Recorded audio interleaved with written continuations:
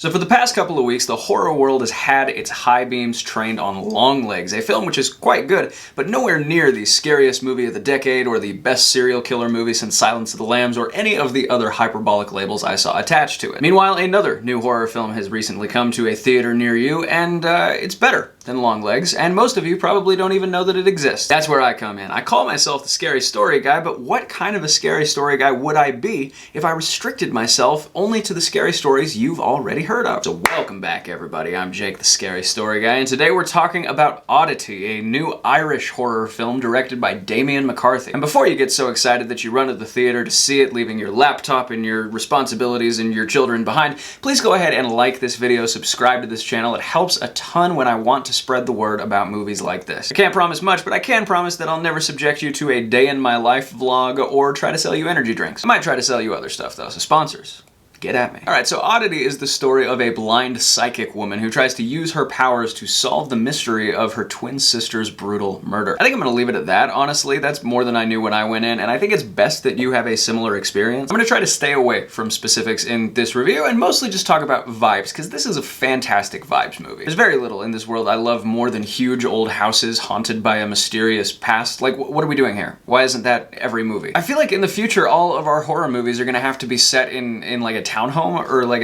one of those single family homes with ultra modern decor that looks like every other house in the neighborhood, and we'll have lost something when that day comes. I like a brick wall. You know, some dust, some cracks, maybe a stone floor, some overgrown plants out front, because all that stuff means a place has a history, right? I mean, just one framed Live, Laugh, Love on the wall, and it's like, I'm sorry, nobody has ever gotten murdered in this house. I apologize to any relatives of Live, Laugh, Love murder victims out there, but it's just the way I feel. And the house that's featured in this movie is really unique. Like, most of the property is this courtyard in the middle, and then the actual house is this rectangle that spans around it. It's super old, super isolated, and McCarthy does a fantastic job of allowing this setting to dictate the atmosphere for him. It's almost like he kind of just gets out of the way and lets the house cook. In fact, I have a lot of compliments to throw McCarthy's way here, not the least of which is that the man knows how to craft a jump scare. This movie got me, man. Like 4 or 5 times I jumped out of my skin, and it, like I said, it's partially because the jump scares are crafted really well, but it's also partially because McCarthy primes you for that by creating this really beautifully creepy atmosphere. And I don't want you to misunderstand me, because I know when some people hear the phrase jump scares, they think,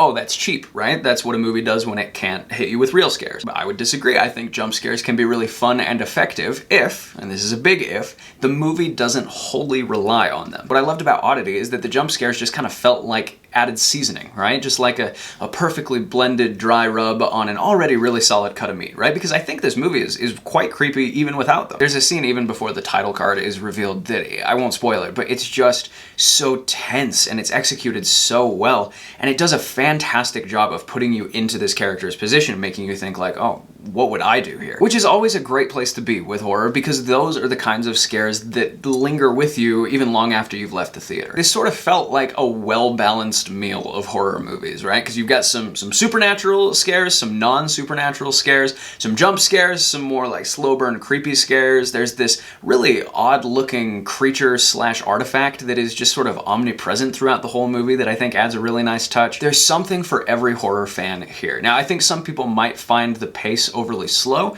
but to me that's really only a critique when the movie has failed to grab your interest early on. Oddity does not fail in that regard, at least not to me. I was interested in every character. I was, like I said, very captivated by that early scene, and there was just so much tension throughout, both supernatural and just kind of interpersonal, that I felt like I was just kind of helplessly swept up and carried along for the entire runtime. And speaking of the runtime, just chef's kiss, perfect, no notes. I mean, if you're a director of a horror movie and your movie's not an hour and a half, consider making it an hour and a half. There are also some pretty impressive performances here too. I'd never heard of any of these people, but they're all great. You like who you're supposed to like, you hate who you're supposed to hate, and because you probably won't recognize anyone, you're able to slip fully into, for lack of a better term, like voyeur mode, and you're just like, oh, I am getting to spy on these real people's lives. Now, as far as complaints go, I think I probably only have 2. First, there are some scenes near the end where I thought the lighting wasn't quite right. It was a little too dark for my taste, but your mileage may vary on that. The second complaint I have, and it's more substantial, is that this is a fairly predictable movie. The twists and turns of the plot, 10 minutes in, I was already pretty sure I knew what was going on here. And I did turn out to be right. But that being said, it was all just so well executed and unraveled at exactly the right time that